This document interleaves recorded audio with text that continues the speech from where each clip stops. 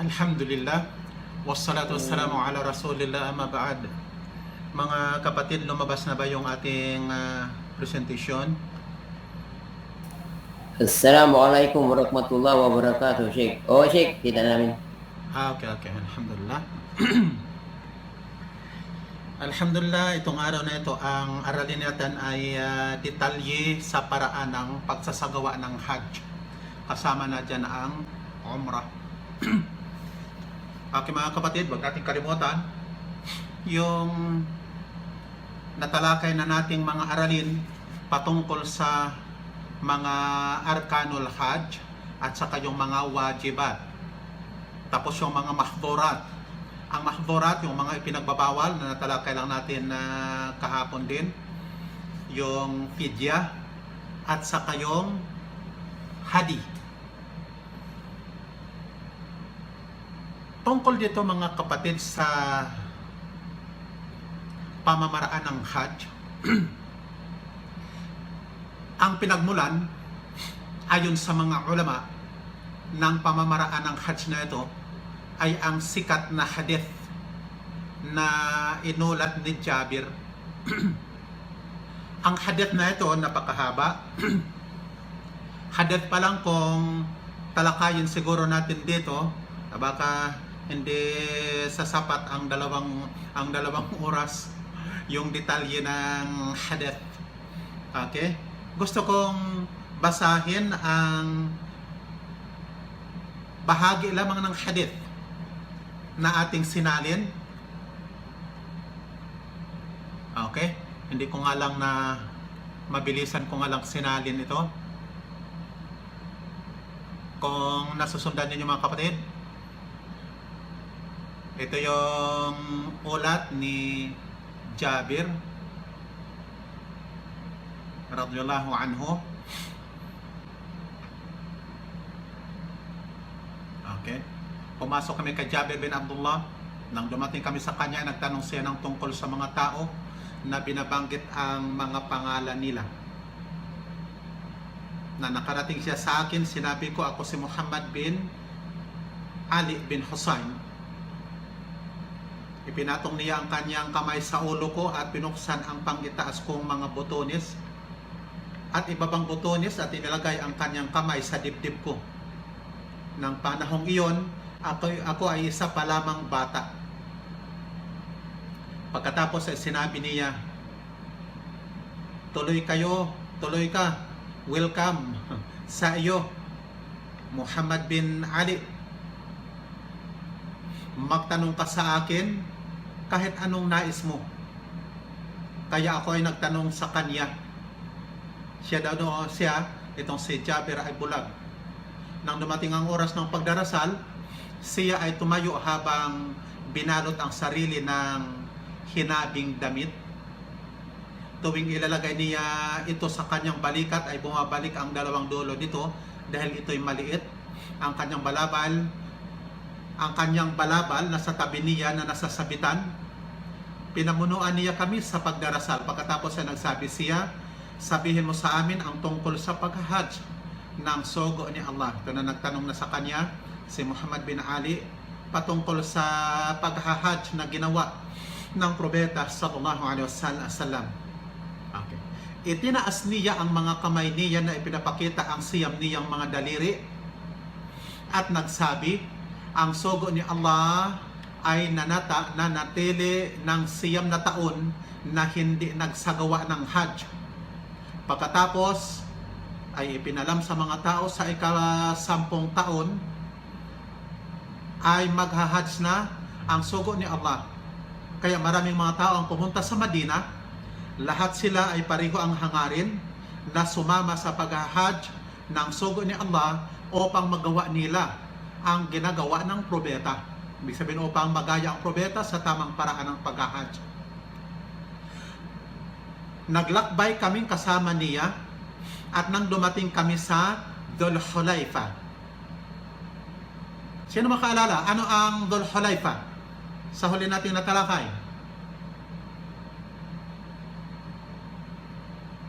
Ano ang Dhul Hulaifa? Sumagot kayo. Isang word lang ang sagot.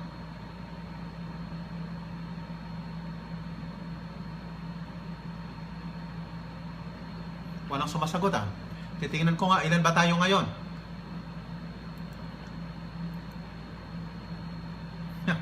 Eleven lang. Mukhang napakarami na ang nawala. Wala makaalala, ano ang Dhul Hulaifa? Okay, nakalimutan ninyo. Isa yan sa mga miqat. 5 miqat na ating natalakay. Nang dumating kami sa Dhul Hulaifa, ay nanganak si Asma bin Umais kay Muhammad bin Abu Bakar. Okay, nanganak pa habang naglalakbay. Nagpadala siya ng mensahe, ibig sabihin ang nanganak, sa sugo ni Allah na nagtatanong kung ano ang dapat niyang gawin. Sinabi ng propeta, maligo ka, magtali ng damit sa baywang, at mag-ihram ka. Nagdasal o nagsala ang sugo ni Allah sa masjid at pagkatapos ay sumakay sa kaswa. Sino makaalala? Ano ang tinatawag na kaswa?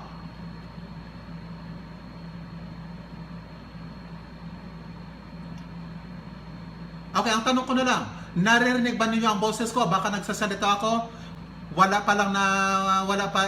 hindi pala naririnig ang boses ko. Malinaw, Ustad, malinaw. Okay, malinaw. Akala ko nawawala na naman ako. Okay. Ang kaswa, ito yung babaeng kamilyo ng propeta. Okay, pagkatapos siya sumakay, siya sa kaswa hanggang sa umakyat ito sa bayda. Sinabi ni Jabir, tiningnan ko ang maaabot ng paningin ko. Nakikita ko ang mga tao sa harapan ko na nakasakay at naglalakad sa harapan niya, sa harapan ng propeta. Ganon din ang nakikita ko sa dakong kanan at kaliwa at likuran niya. Habang ang sugo ni Allah sallallahu alaihi wasallam ay kasama namin, ang Quran ay ibinababa sa kanya. Ibig sabihin, ipinapahayag o mayroong wahy na dumadating sa propeta habang sila ay naglalakbay. Na kung saan naunawaan niya ang kahulugan nito, anuman ang ginagawa niya ay ginagawa din namin. Sinimulan niya ang talbiya ng tauhid. Alam natin ang talbiya. Labaik Allahumma labaik, labaik la syarika laka labaik, innal hamda wa ni'mata laka wal mulk la syarika lak. Ang salin, narito ako o Allah upang tumugon sa panawagan mo. Tumugon sa iyo na walang katambal para sa iyo. Ang papuri at biyaya ay sa iyo at ang paghahari wala kang katambal. Yan ang kahulugan ng talbiyah. Inuulit ng mga tao ang salita niya, salita ng propeta, at ito ay sinang-ayonan ng propeta. Habang nagtatalbiya ang propeta, inuulit din ng mga tao. Ipinagpatuloy ng sugo ni Allah ang pagbibigkas ng talbiyah.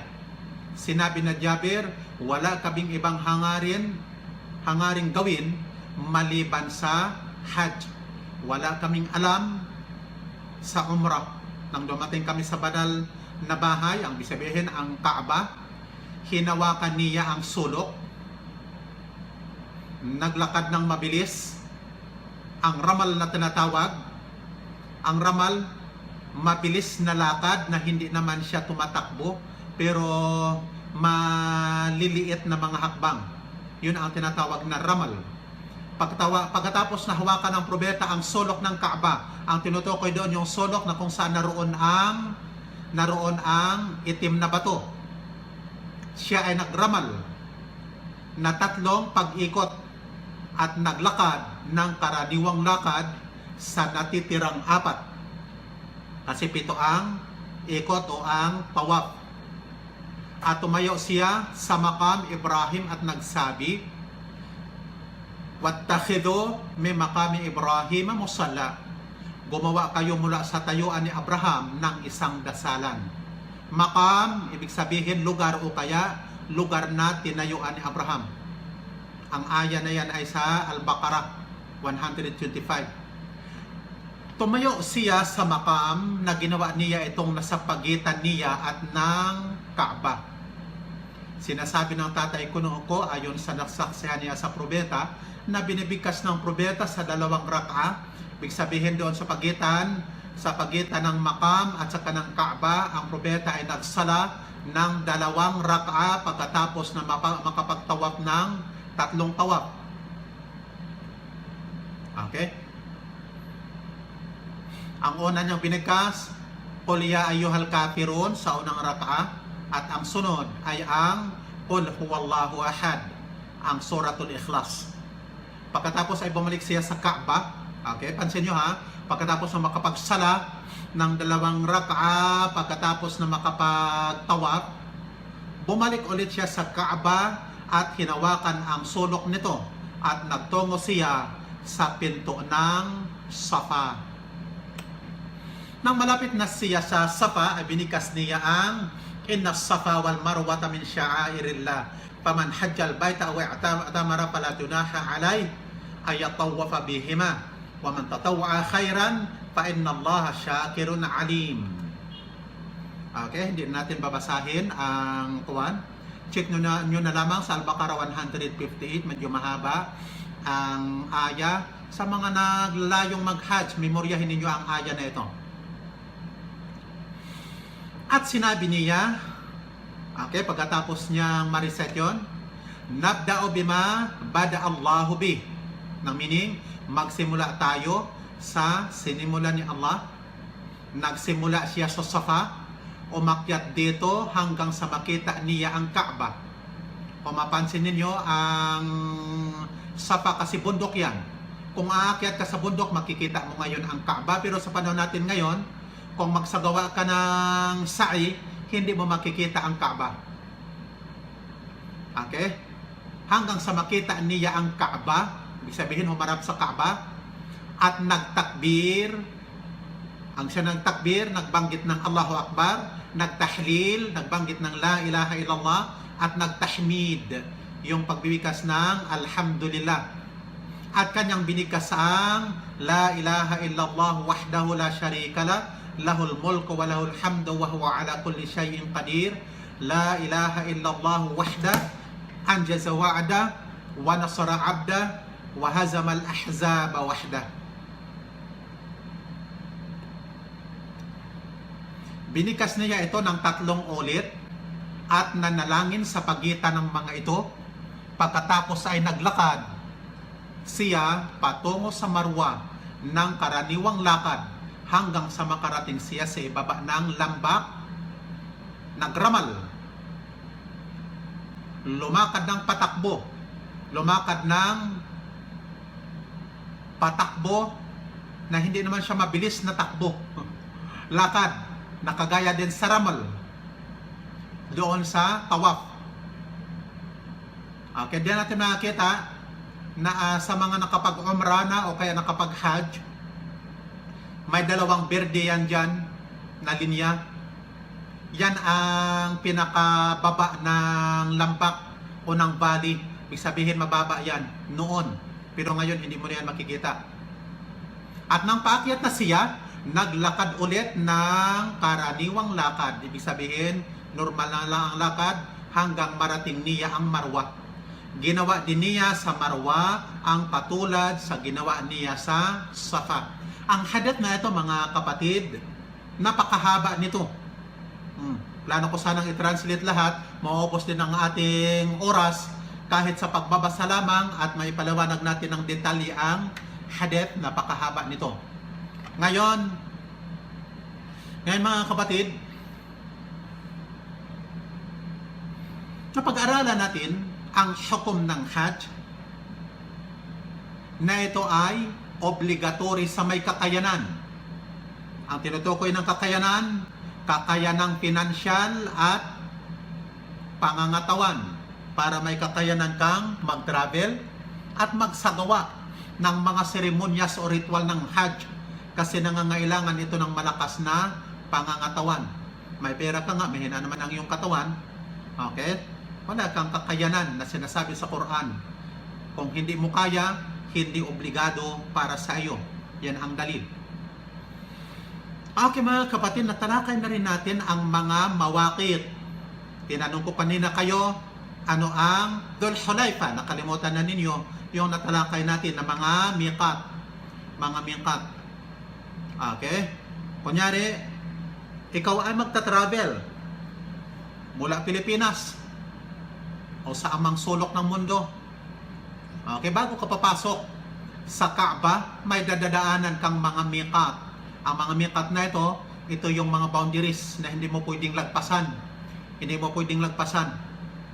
Kinakailangan kang magbanggit ng iyong niya, ng iyong ihram. Niya ng pagpasok sa ihram sa mga miqat na ito.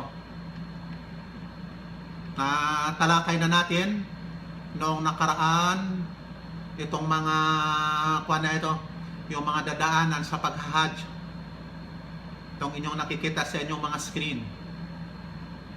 Na noong panahon, lahat yan ay puro lakad o kaya sa may mga sasakyang kamilyo noon ay sumasakay sila. Nabanggit ko sa inyo noon, lahat ng mga unang hajj namin noon, lahat yan puro lakad, walang sakay.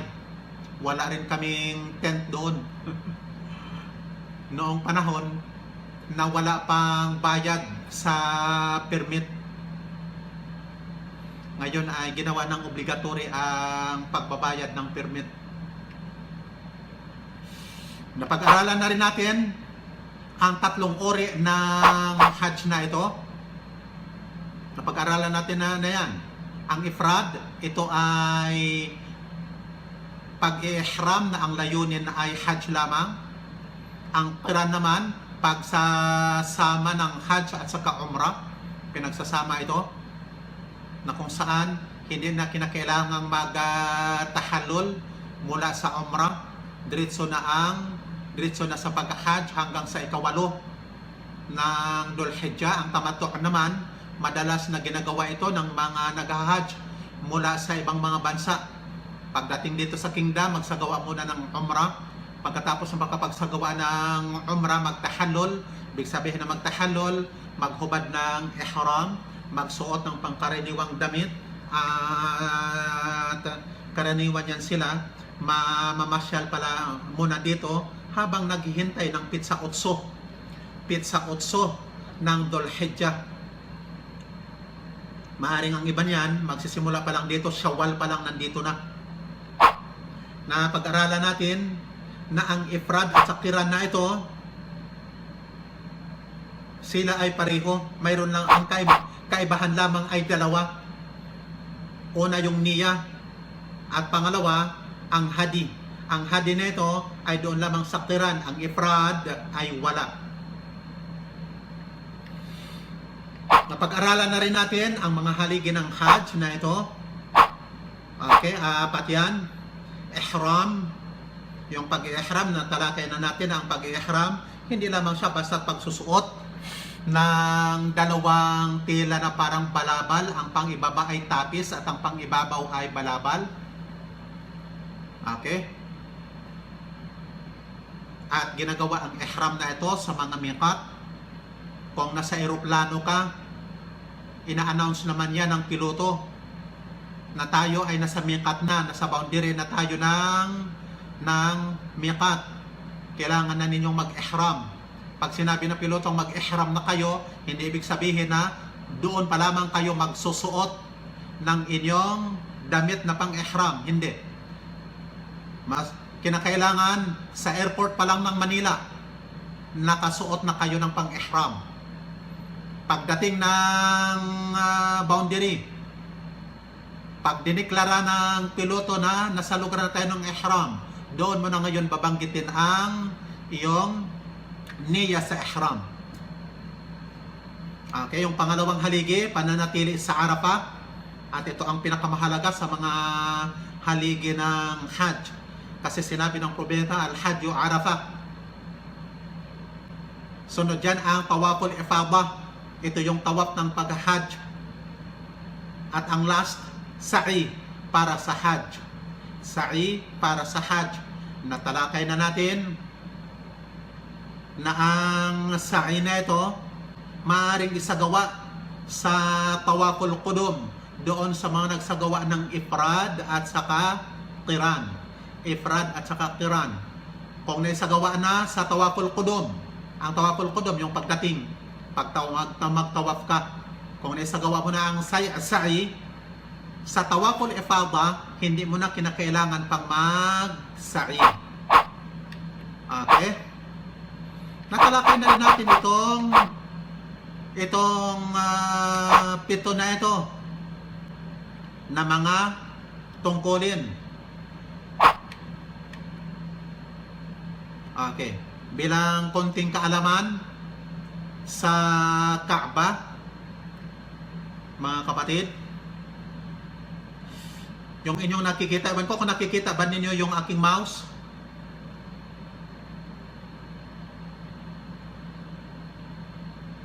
Nakikita ba ninyo mga kapatid? Nasusundan nyo ako? Opo. Okay. Kaya nga ba ko Yes, baka mga sir. tulog na kayo? Okay, ang tinuturo ko, yan ang yan ang itim na bato.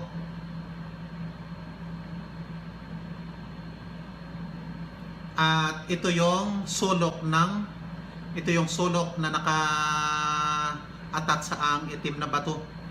Ang sulok bago yan, dito sa bandang kaliwa, yan ang tinatawag na sulok na tinatawag na Yamani corner. Corner yan na tinatawag na Yamani. Ito ang tinuturo ko ngayon sa inyo, yan ang Maqam Ibrahim. Sa hadith kanina, binabanggit na ang propeta dito tumayo sa gitna. Pumagitna siya sa Maqam at saka sa Kaaba.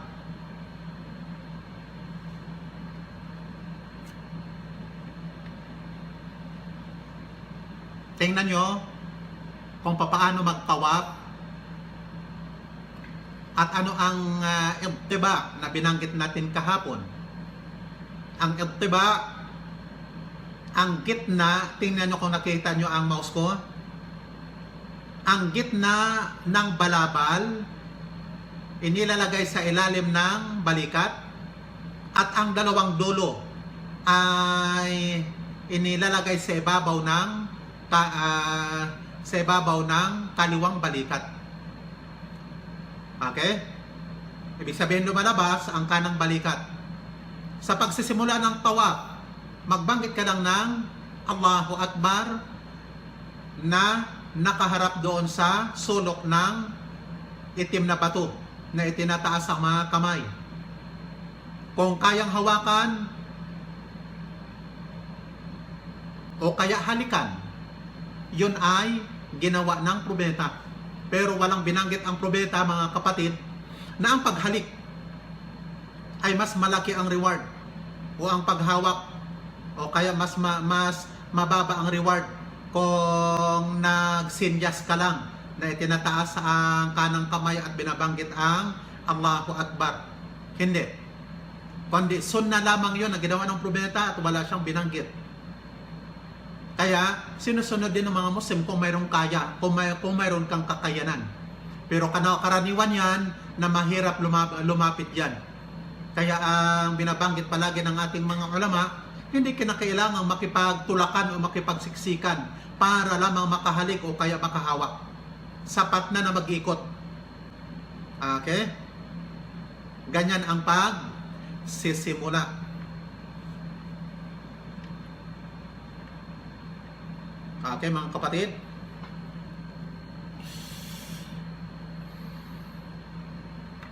Ang nakita niyong picture, yung Mas'a.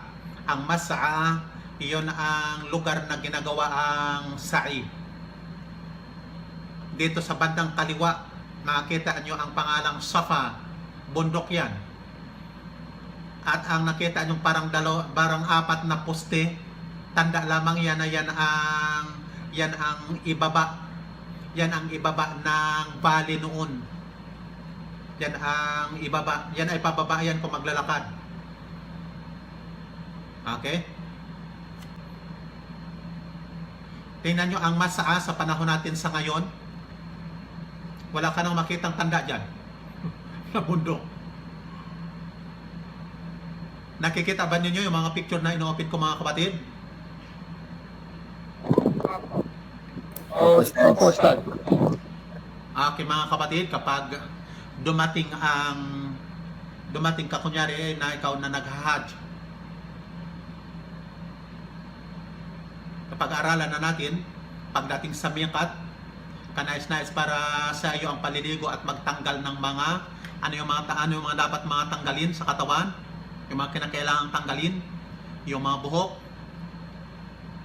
sa mga silang bahagi ng katawan, sa kilikili, yung pagputol ng kuko, at umiwas kagad sa pagsusuot ng tinahian. Magpabango sa katawan bago pa ang pagpasok sa ihram. Okay, magsuot ang lalaki, sa mga lalaki ng malilinis at puting tapis at balabal na atin na itong natalakay kahapon. Mag-ihram ang babae ng anumang nais niya na damit. Anuman ang damit, hindi kinakailangang puti. Takpan ng lalaki ang dalawa niyang balikat ng balabal niya at papasok siya sa ihram. Ang ihram yung pagbabanggit ng niya.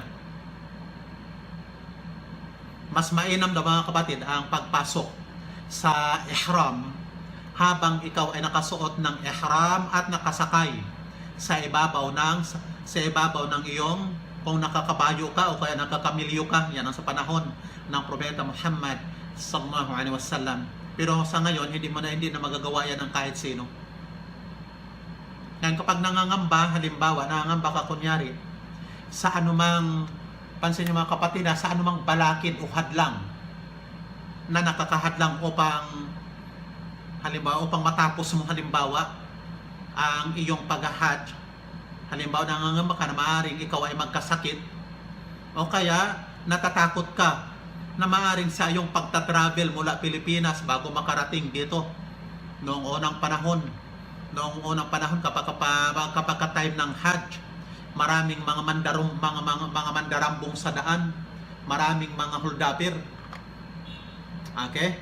Na maaaring ang nag-hajj, maaaring hindi niya matapos ang kanyang pag-hajj. Hindi lamang basta hold upin siya, maaaring siya ay mapapatay pa ng mga holdapir. Ay sa ganitong pangamba, mas mainam nang banggitin palagi ang kondisyon ng pagpasok mo sa ihram. Yung banggitin mo ang mahalli haythu habasani. Ang lugar ng tahallul ko ay kung saan ako nahadlangan. Kunyari, hindi ka pa nakarating ng miqat, nagkasakit ka na, hindi mo na kayang maituloy ang pag-hajj. Okay, sapat na yun. Doon na ang iyong tahallul sa lugar na kung saan doon ka nagkasakit, o kaya sa lugar na ikaw ay tinambangan ng mga mandarambong. Yan ang itinuro ng propeta noon sallallahu alaihi wasallam. Kanais-nais daw sa mga pumapasok sa ihram ang pagharap sa qibla at magsabi, Allahumma hadhihi hajjatun la riya'a fiha wala sum'a.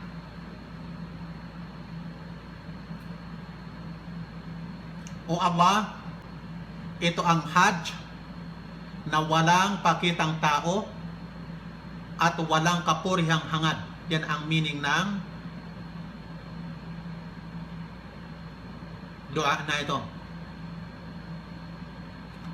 Pagkatapos nito, ang pagtatalbiya na atin ang binanggit kanina, yung talbiya.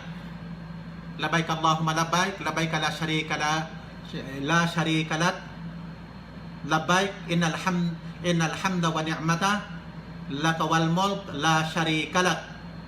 Na nabasa natin kanina ang meaning. May mga sahaba pa na nagdadagdag Ya labayka dal ma'arij, labayka dal fawadil.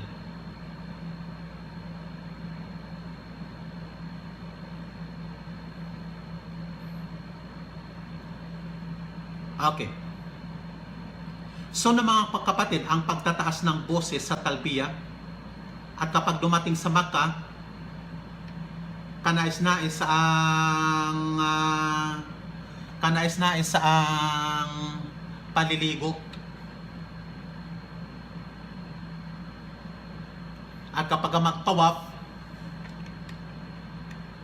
magtawaf, ito ang mag-irtiba. Yan yung nakakita.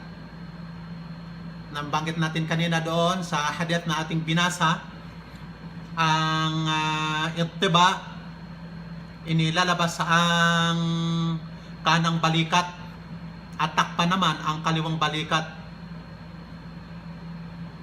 Kailangan habang nagtatawaf, kailangan ang wudu na nakawudu at mustahab na hawakan ang batong itim at halikan ito.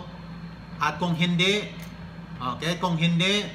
ulit-ulitin natin, yung hindi makaya ay hawakan na lang. Okay? Kung hindi kayang halikan, hawakan na lamang. Kung hindi kayang hawakan, magsenyas na lamang sa pamagitan ng kamay at maaaring halikan ang mga kamay.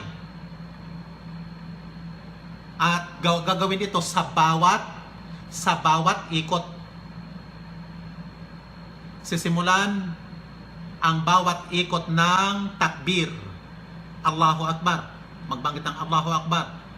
At mas mainam na magsimula ng tawaf sa pagbabanggit ng Bismillah Wallahu Akbar. O kaya sapat din ang Allahu Akbar. At kapag dumating doon sa sulok ng Yamani, dito nakita nyo ang tinuturo ko, hahawakan ito. Pansin nyo mga kapatid, hahawakan ito at hindi nahahalikan. At kung hindi makakayanan na ito ay hawakan, dahil marami palaging tao dyan, tulakan yan dyan. Kung hindi kayang hawakan, hindi rin kailangang magsinyas na kagaya dito sa harap ng batong itim. Okay. Marami ang ginagawa yan, pero hindi yan ginawa ng propeta. Hindi na kailangang magsinyas at hindi na rin magtakbir. Kasi ang pagsisinyas at pagtatakbir, dito lang sa sulok ng itim na bato. Ngayon, babanggitin sa pagitan ng sulok na ito, itong corner na ito ng Al-Yamani, ang dua na maaaring memoryado ng nakararami sa atin. Rabbana atina fid dunya hasanah wa fil akhirati hasanah wa qina adhaban nar. Sa mga hindi nakamemorya, kung sakali man ang dua na ito, kasi mula dito sa Yamani corner hanggang itim na bato, ito ang rekomendadong dua na babanggitin. Kung hindi memoryado ang Arabic, ang kanyang kahulugan sa sarili mong lingwahe, anuman ang iyong lingwahe,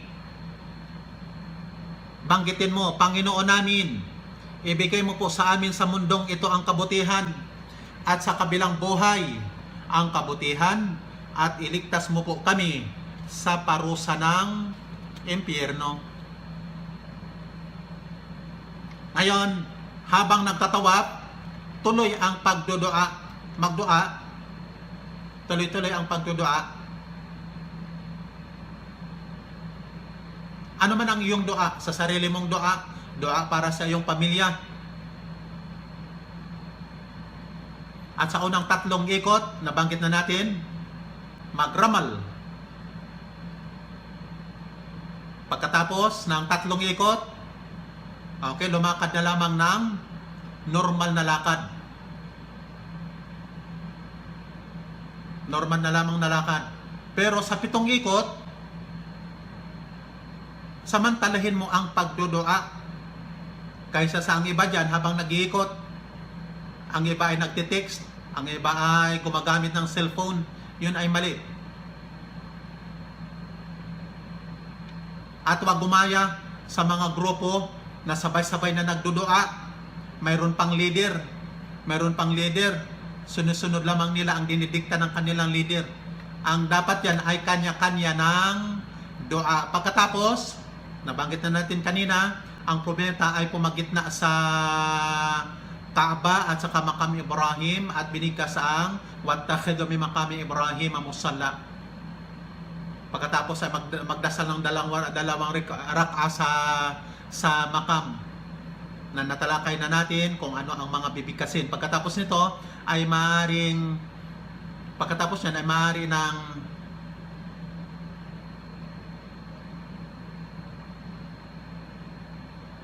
okay, siya nga pa pala. Ang tawaf na ito ang tinatawag na, ang tinutukoy natin dito, yung tawaful qudum para sa mufrid at qarin. At saka tawaf ng umrah naman doon sa mga gumagawa ng tamattu.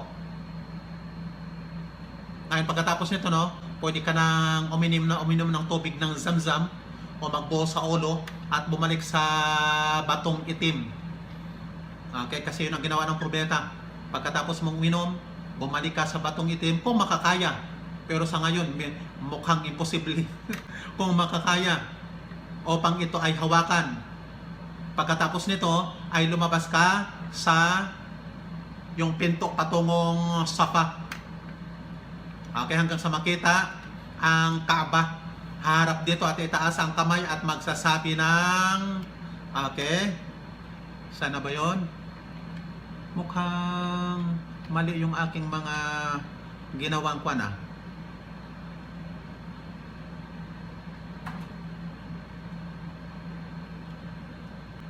Okay.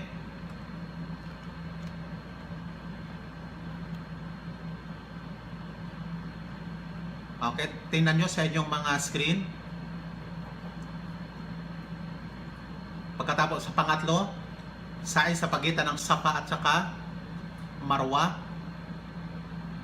Habang dito sa pagsasakay na ito, nabasa na natin kanina sa hadith, yung babanggitin ng 3 beses ang Allahu Akbar, Allahu Akbar, Allahu Akbar. Tapos babanggitin ang La ilaha illallah wahdahu la syarika lah, lahul mulku wa lahul hamdu wa huwa ala kulli syai'in qadir. La ilaha illallah wahdah, anjaza wa'da wa nasara 'abda wa hazamal ahzaba wahda. Ang mga binanggit ko na ito, inshallah, sikapin ninyong memoryahin sa mga naglalayong mag-hajj. At ito daw ay gawing 3 ulit ito na babanggitin. At pagkatapos nito, bilang karagdagan mga kapatid, magdagdag ka ng mga dua sa sarili mong mga dua. Samantalang nagdudua, doon mo itataas ang iyong mga kamay na nakaharap sa Kaaba. Kung pwede kang manalangin ng mahaba bago mo simulan ang paglalakad patungo sa Marwa. Okay, pagkatapos nito ay bababa ng naglalakad. Bababa talaga yan. Pero sa panahon natin ngayon, pantay na yung masa. Pababa yan noon sa panahon ng propeta patungo sa Marwa. At tatakbo ng magramal, nabanggit na natin doon sa 2 berdeng linya. Sa mga lalaki lamang ito mga kapatid. Ang ibang mga babae gumagaya din, tumatakbo din, pero sa mga babae normal lang ang lakad sa kanila. Sa mga lalaki lang ang pagramal o kaya yung pagja-jogging sa pagitan ng 2 berdeng linya. Sa panahon natin ngayon, may makita ka dyan na tayo na tanda, kulay green na linya. Pagkatapos nito ay maglakad hanggang sa paakyat sa Marwa at gawin din dito ang kagaya sa ginawa sa Safa. Ito ay isang bilang ng sa'i pagdating doon. Ang bilang ay 1 pagdating sa Marwa.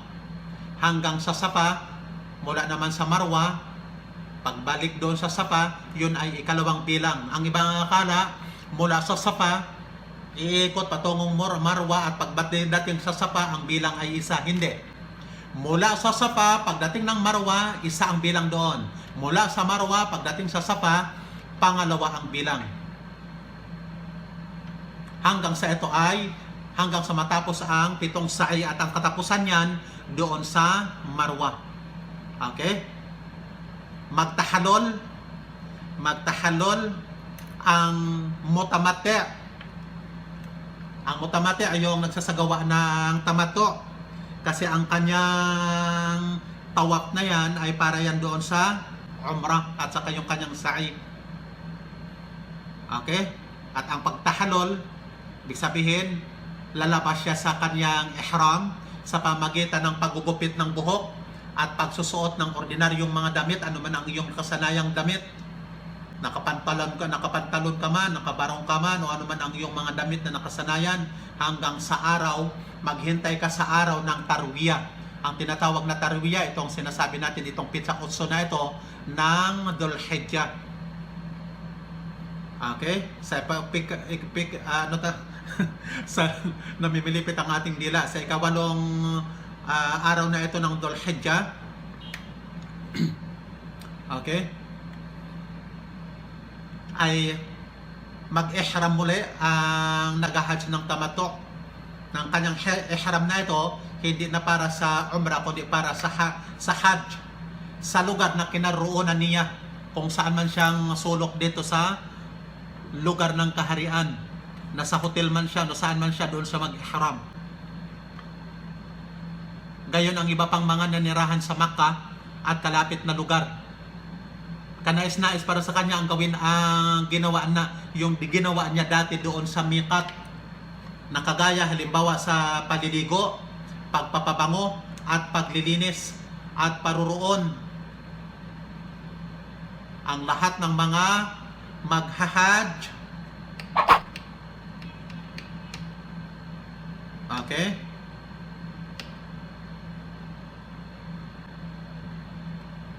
Doon sa Mina. Yan ang araw ng tarwiyah. Habang nagtatalbiyah, tuloy-tuloy ang pagtatalbiyah, na kung saan magdasal sa Mina ng Dhuhr, Asar, Maghrib, Isya at Fajar. Napaiksiin ang mga pagdarasal sa apat na yung mga sala na apat ang rak'ah.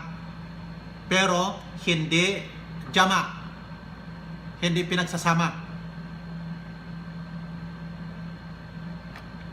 Sa umaga ng araw ng ikasiyam, mga kapatid, ay lalakad ang mga nag-hajj patungo sa Arafah. At kung makakaya manatili sa Namira hanggang sa oras ng Dhuhr, at sa oras na ito ay maghukhutba ang imam o kaya yung ikalawang imam ng maiksing khutbah. Kaya makinig sa khutbah sa Namira kung malapit ka doon. Kung hindi, magsala ka sa iyong tulda.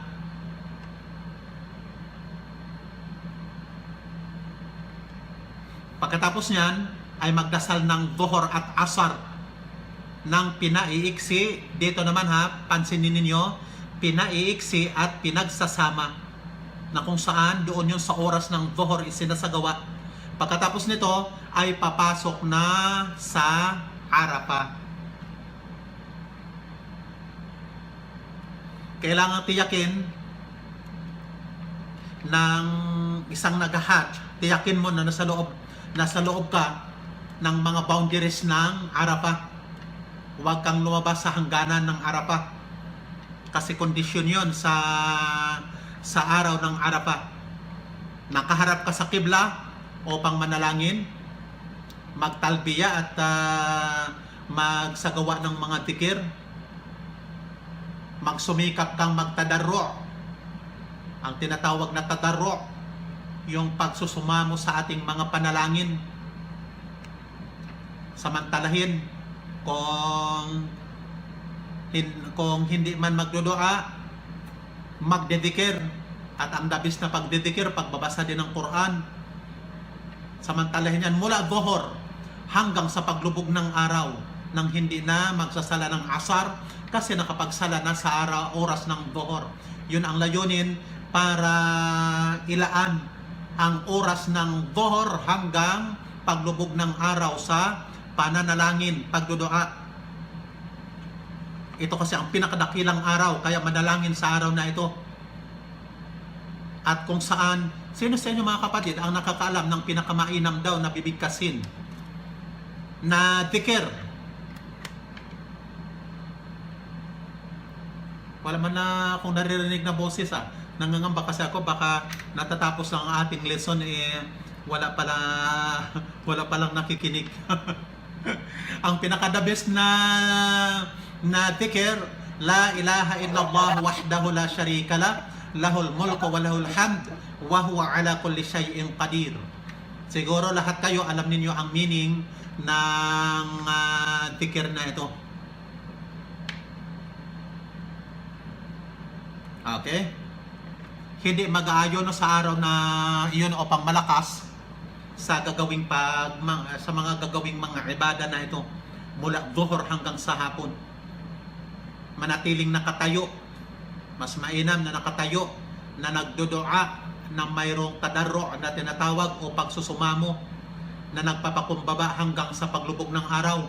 Sa paglubog ng araw ay lilisanin na ang Arafah ng mapayapa, naglalakad habang nagtatalbiya hanggang sa makarating sa saan? Muzdalifah, at magdasal doon sa Muzdalifah ng Maghrib at Isya. Ang Maghrib at Isya ay pinagsama at pinaiksi din. Ibig sabihin ang Isya ay gagawing 2 rak'a, samantalang ang Maghrib ay 3 pa rin. Ipinahintulot mga kapatid sa mga mahihina, kagaya halimbawa sa mga bata at mga kababaihan, na lumabas sa Muzdalifah sa gabi at manatili naman ang mga kalalakihang mga malalakas sa Muzdalifah ng magdamag hanggang dumating ang oras ng Fajr upang magsala ng Fajr sa Muzdalifah. Okay? Harap sa qibla na kung saan nagtatahmid, nagtatakbir, nagtatahlil at hanggang sa tuluyang magliwanag. Yan ang sunnah. Magtahmid, magtakbir, magtahlil. Ngayon lisanin ang Muzdalifah.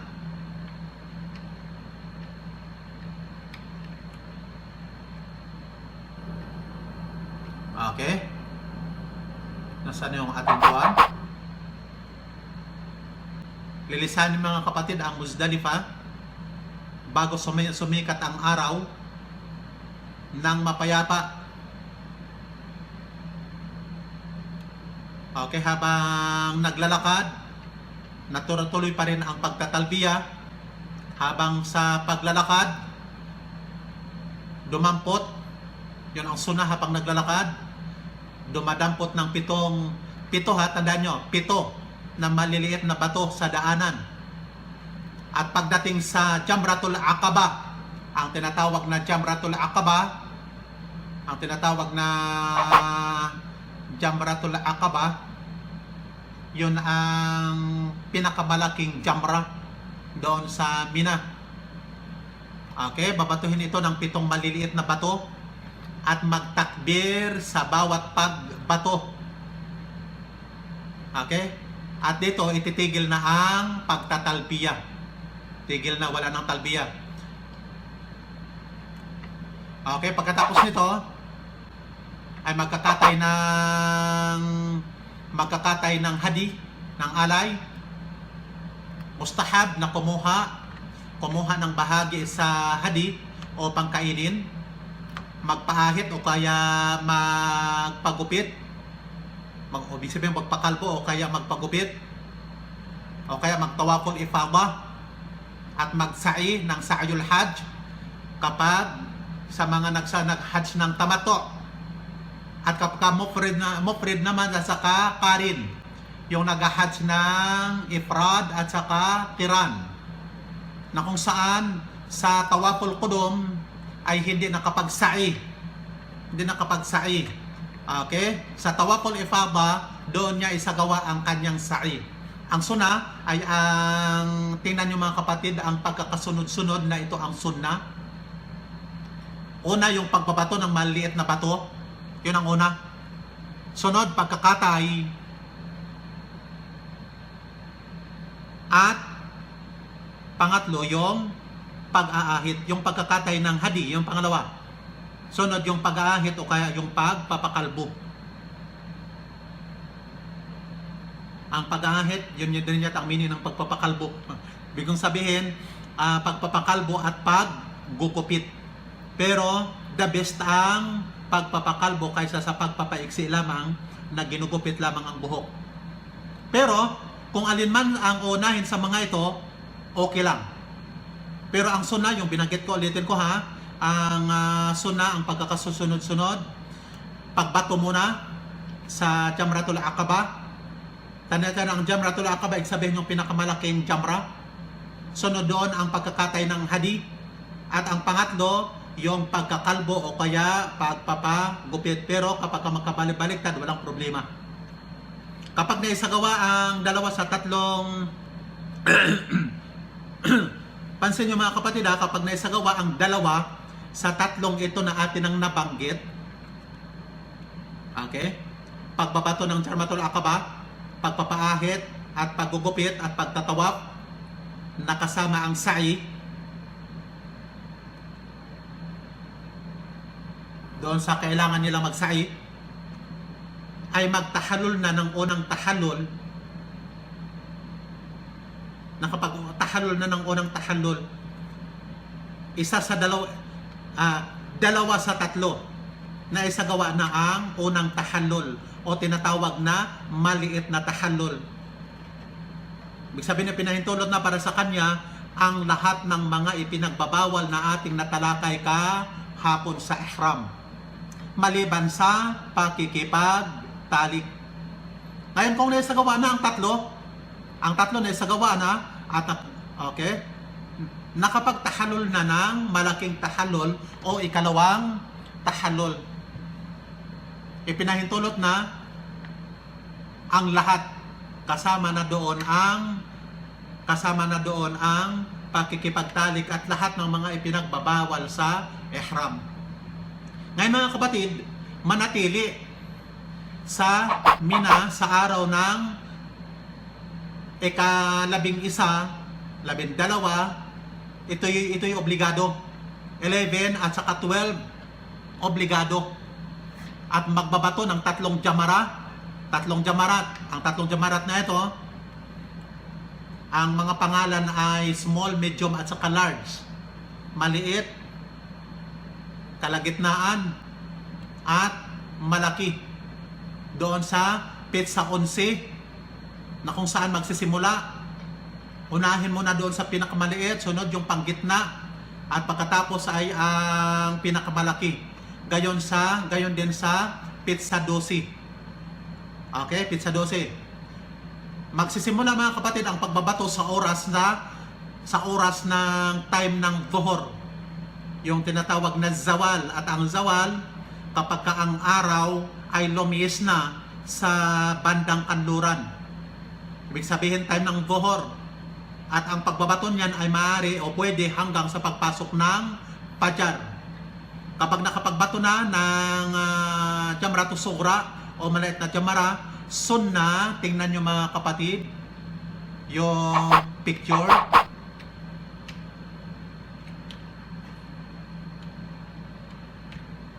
Diyan makikita ninyo kung gaano kaliit na bato ang pwedeng ipambato.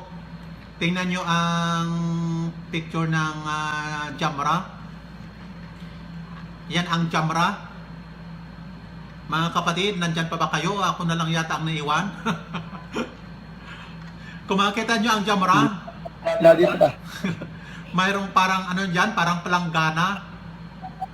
Sa pagbabato, dapat mong i-shoot.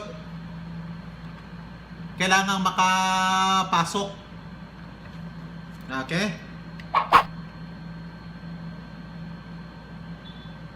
Sana yung buong picture na nilagay ko. Ayan. Okay. Ngayon, kapag nakapagbato na ng maliit, yung maliit, kung makikita ninyo, ang mga jamra, tatlo, may maliit, medium, at saka large. Pero ang totoo, pare-pareho lang ang laki niyan doon. Ang pangalan niyan ay maliit na jamra, medium, at saka large. Pareho lang yan. Okay mga kapatid, ang sunnah, kung titingnan nyo dyan sa inyong mga picture,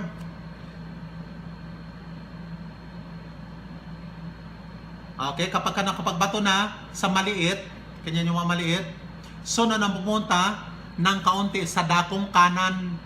Dakong kanan, tingnan nyo, nakaharap sa Makkah. Ang Makkah, ito ang direksyon ng Makkah. Okay? Umarap sa kibla. Itaas ang mga kamay at magdua. Sa dua, walang specific na dua. Sarili mong dua, sa sarili mong lingwahe. Okay, kapag nakapagbato na, dito naman sa gitna, yung gitna na jamara, sunnah na pumunta ng konti sa dakong kaliwa naman, dito naman sa kaliwa. Humarap sa kibla, tumayo ng matagal, manalangin ng nakataas ang mga kamay. Ngayon, doon sa pangatlo, sa pinakamalaking jamra, hindi na kinakailangan pang manalangin pagkatapos noon, magdato lang. Wala nang dua pagkatapos. Okay mga kapatid, kung nagmamadali ka na, umuwi na, umuwi na, sa pizza 12, okay, kailangan mong lumabas sa hangganan, boundary ng Mina, bago pa lumubog ang araw ng pizza 12. Ngayon, kapag sinadya mong lumubog ang araw sa pizza 12 ng Dhul Hijjah, kapag sinadya mo, nalubugan ka ng araw na nasa hangganan ka ng Mina, obligado para sa iyo ang pananatili sa gabi ng pizza 13. Pizza 13. At isagawa mo ulit ang pagbabato dito sa jamra. Pagkatapos nito, kapag nanais na siyang lumabas sa Makkah, obligado na para sa iyo, obligado na para sa mga nag-hajj ang pagtawaf ng tawaful wada. At gawin ito bilang pinakahuling ritual o pinakahuling seremonya sa Kaaba na ginagawa ng isang nag-hajj. Ang mga babae na mayroong regla o kaya mayroong nifas, sila ay libre sa tawaf na ito. Mga kapatid, hanggang dito lamang, medyo humaba tayo. Okay, subhanakallahumma wa bihamdika asyhadu an la ilaha illa ant astaghfiruka wa atubu ilaik. Wassalamu alaikum warahmatullahi wabarakatuh. Salam. Pwede mag-ano daw? Yung gustong magtanong, mas mabuti siguro magtanong doon sa mayroon tayong question and answer mamaya na binanggit ni Sheikh Abdul Jabbar. Mas mabuti doon na lang siguro. At umabot talaga tayo ng 1 oras, 2 minuto na lang 1 hour na yung lecture ko. Okay mga kapatid, pasensya na kayo, wala tayong time. Doon na lang tayo sa question and answer session mamaya. Lahat ng mga ustad ay nandoon, pati sa tafsir, aqida at fiqh, insyaAllah. Okay, muli mga kapatid, assalamualaikum warahmatullahi wabarakatuh. Waalaikumsalam. Assalamualaikum warahmatullahi wabarakatuh.